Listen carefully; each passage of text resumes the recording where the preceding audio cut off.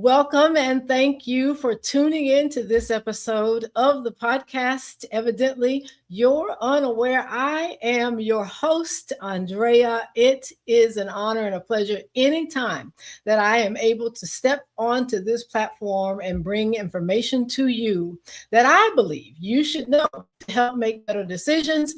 I do not take that lightly. So, to my listeners, viewers, first timers, all of that, welcome aboard. Subscribe if you've not done so to the channel, and share with your friends. Share this video with others as well, because this candidate series, this special series that I developed, was mainly designed to help voters like you, like me, know who's on the ballot. We can no longer take our democracy for granted. I think we are well aware, for those that have been following any part of what's happening, we have to make sure that we are aware, making decisions for the things that are going to occur or that which we expect to occur through our elected officials. And so without further ado, I believe that an informed electorate, the electorate is made up of you, and it's made up of me. An informed electorate is the best defense to save and salvage democracy. Democracy. So without further ado, I get the opportunity to bring to the platform here on Evidently You're Aware, Mr. Brandt Robinson. Brandt Robinson is a 29-year veteran history teacher running for Florida's Congressional District 13. And he's wanting to put affordability back into the opportunities that we have as families. Families first, protecting the public, education, all of those things. And did I mention he's a teacher? Yes. So I'm sure he has seen a lot. And so I know that I followed Brandt. Some of you may be hearing him for the third time, fourth time, fifth time, sixth, whatever time. But particularly for those of you who are first timers and hearing him, that's what this platform is designed to do. And I'm going to read something straight from his ad here right on your screen. The establishment has had its chance and it's not working. It's time for the people to lead. People-focused candidates. And if you followed me for any length of time, you know that I have that phrase, people-focused candidates. And I do believe that is what we do need to turn the dial on what we're seeing happening in our state, locally, at the state level, and at the federal level. So without further ado, I'm going to bring on board Mr. Brandt Robinson. Brandt, welcome to Evidently You're Unaware. And I know I just probably tap danced on your bio a little bit, but please add any other context at this time of what you'd want the viewers and listeners to know about you. Well, whether I'm just meeting you for the first time or whether, as you said, it's your fifth or sixth time, I am just so honored and so humbled for this opportunity. I've never run for office before, but I've said to many, many people, as dark as it is out there right now in America, I've never felt this much joy in my life. We have an incredibly special campaign, and we're only 20 days from the primary. So I'm honored to be here with you guys, and I'm looking forward to your questions. Awesome. Well, let's dive right on in. I look forward to hearing the answers, and I will transparency note, I've been in Brandt's presence. I've heard him answer questions before, but I do believe that there are certain things that people still may need to hear again. You may need to hear it for the first time. And so if you've heard him answer things in any kind of way, know that what that will mean is that he is genuine, I believe, and that he's not changing an answer due to the audience. It's who he is. And so, Brandt, let me just start by asking this.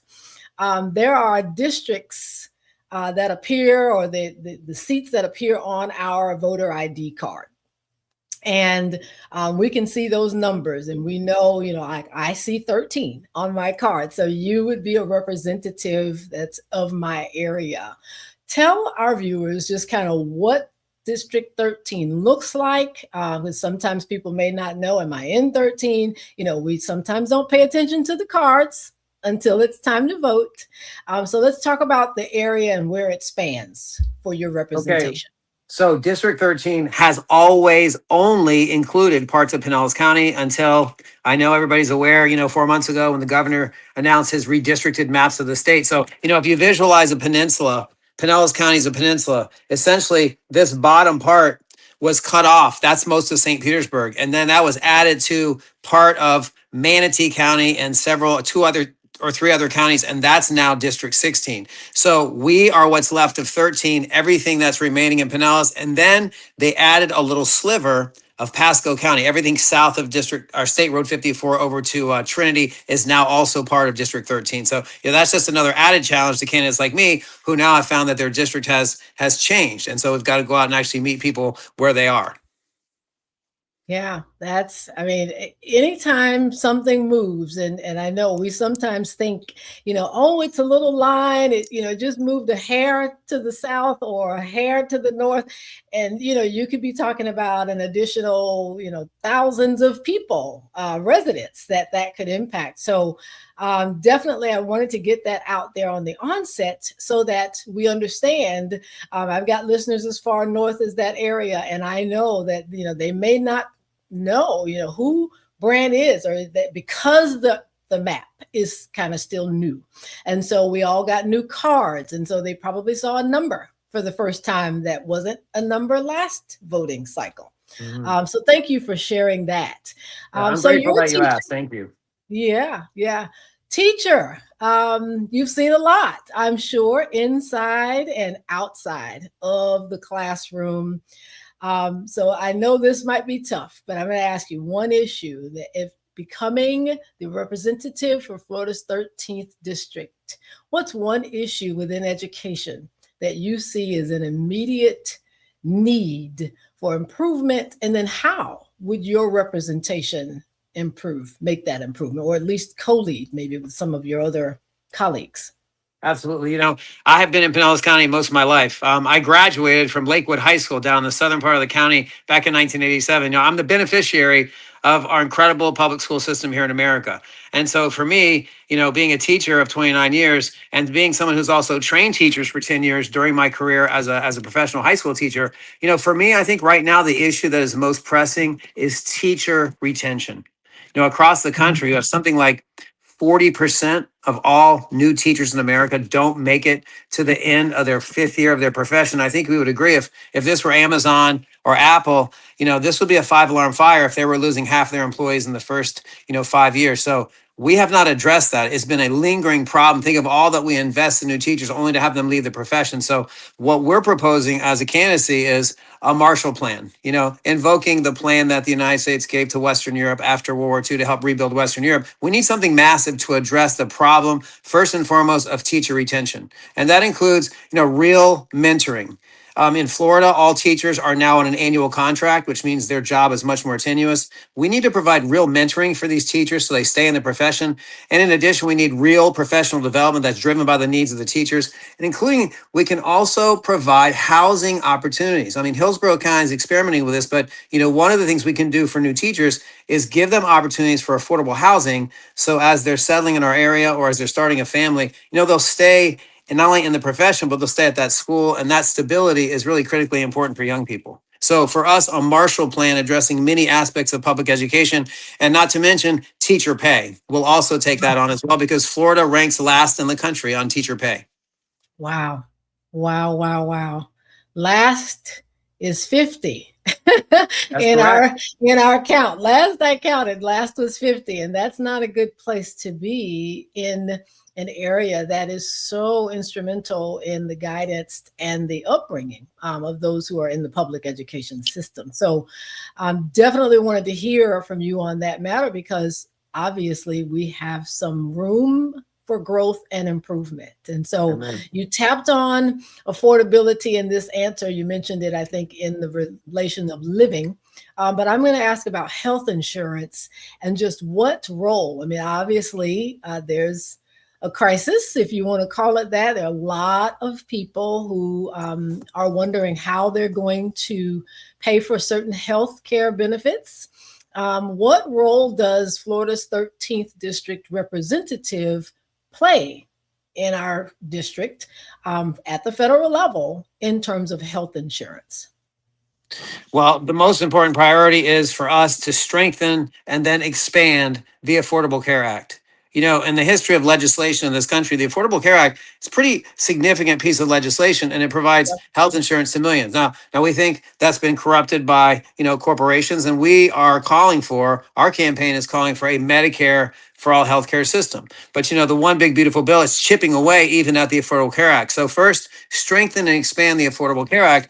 But we are very firmly committed to a Medicare for all system, reminding everyone that, Mexico, 4 months ago, Mexico announced that next year it's going to provide universal health care for all of its citizens, regardless of their employment status. So, we're long overdue in a commitment to healthcare. And I don't even think we could even imagine and envision what that would do across the country, the peace of mind that would provide citizens, but not to mention what it would do for our economy. If we could liberate Americans so they wouldn't have to be plagued with the worry and the financial hardship, in some cases, being evicted from their homes because they can't pay a medical bill. So we are advocating for a Medicare for all healthcare system. Okay. And this is a little side note, probably not so that you triggered it just because you said it. Is that something, Brandt, that you would want? Certainly, I think co-sponsors so that it's more bipartisan in our state, because, we still will have some from the other side. I'm going to say that as nice as I can. That may need to is that something you're looking to co-sponsor with whoever, or what would you look for in a partner to help bring that across the finish line? I want to share something with your listeners for a second, because when I thought about this, it really hit me quite hard, because I thought, can any of us imagine or remember a time in our lives where either a candidate for office or an elected official has actually asked us, what do we owe each other as Americans? Like, when Mhm. I think about that question, I want to regularly ask my fellow citizens, regardless of their political party. I want to ask them, what do we owe each other as citizens? And we agree, we owe each other a great deal. And so for me, that's the first question in taking on, the challenge of affordability, whether it be, healthcare, whether it be housing. But I think we have to start first the question of actually of asking that, because I believe that the majority of people who are running for office, especially now, we're so gifted for all the first time grassroots candidates across the country. And there's no question that those candidates, regardless of what party they're running in, they have a commitment to actually working with each other, regardless of our political party. So I think us having a final, sit down and having an acceptance that we finally have to address the issue of universal health care, we're long overdue on that front. Okay. All right. Well, I'm going to go right on into this final question. It just seems like, I wish I could ask 10 to 15 of them in my time span, but I can't. But here's what I'm going to say. You're in a primary. We know that there are other Democratic candidates running on this ticket for voting on August 18th. I'm going to show some dates here momentarily regarding early voting and all of those things that are needing to know so that we get our ballots in and voted early. But let's just say, crystal ball, you're it. You make it past the 18th. And it's you and the incumbent, Anna Paulina. Take a few moments to speak to the viewers, independents, those Republicans that will now, have an opportunity to vote as well, along with Democrats. Why should we entrust you with Florida's representation of District 13? I want to remind people of something called Citizens United. We've been living under the impact of Citizens United, that Supreme Court case from 2010 for 16 years. And essentially what that did would unleash the power of money in our political system. And we're a grassroots campaign, right? We don't take PAC money and we don't take corporate money, right? We qualified by petition. We didn't pay to qualify. We qualified by petition. We're a grassroots campaign. And as a result, what we're talking about are the things that matter. I'm running against a woman who has not been to the district a single time in her second term in office to hold a single town hall meeting. We know there are millions of fellow citizens who don't trust government. That's a challenge that we embrace. Whatever issues we talk about, universal health care, universal child care, a $20 an hour minimum wage, we're also going to commit ourselves to talking about how we restore people's faith in government.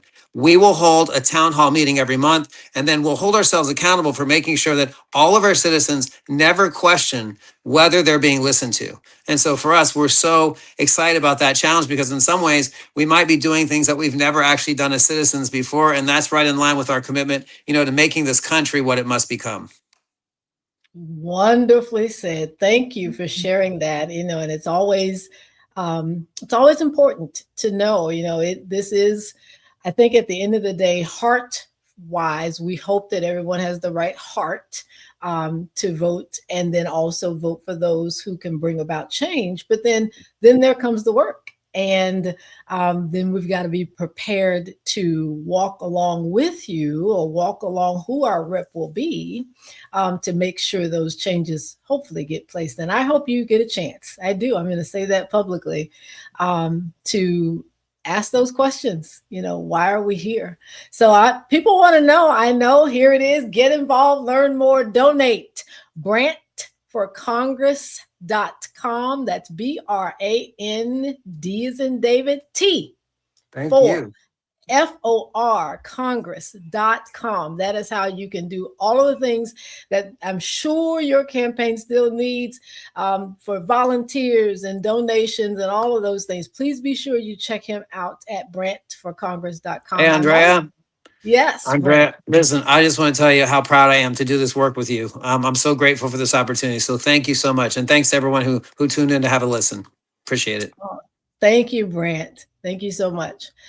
Well, that is it. Brandt Robinson, Democratic candidate for Florida's 13th district on the federal level. We hope that you are now engaged a little bit more. We hope that you are informed a little bit more on just where he stands on at least a few of the issues that we covered here today. This election season is in full swing, and we cannot afford to sit on the sideline. These candidates, Brandt and others, are working hard to earn your vote. And it is our duty, it's our superpower, to use that vote in order to see who we want to see, to represent who we want in those respective seats. So let me do a few things before closing. These are some dates that you should remember. We are in the middle of mail ballots. They are out. Most, I think, at this point have them. Do not delay. Don't sit them on your kitchen counter. All of those things. Please be sure you get them turned back. You can track them. I've been sharing the last few weeks. I will come back later with an episode on just how to go in, find your ballot, track it, do the different things, and then be sure that you are there. Here's the early voting dates. August 8th, I skipped one. Let me go back. August 6th is the last day. That's literally next week. Last day to request your mail ballot. I'm just going to throw this on. This is my opinion. If you are requesting, or you find yourself requesting a mail ballot on the 6th, please have a plan to probably drop that ballot off back. I just don't recommend you mail it back if you're just getting it, because even if you request it on the 6th, it's going to take a few days. Please make a plan to drop that ballot off. I'm going to bring some of those drop-off sites here on the platform so you know where to go and when. Early voting starts August 8th, and then we've got the primary day itself on the 18th. So be sure that you are in the know and that you have a plan, that all the things that you want to see happen, you want people in office who you expect to represent you in the manner that you desire to see your representation. And last but not least, feel free to comment if there's a candidate you want to see. I promise you, I've reached out. Sometimes candidates may or may not respond, but my email is andrea@strategicblueprint.info. Follow me on the channel on YouTube at Evidently You're Unaware, and on Blue Sky at thesuccessfuldiva.bsky.social. And this podcast is on TikTok at EYU Podcast. I look forward to seeing you again for another candidate conversation in the coming week. God bless.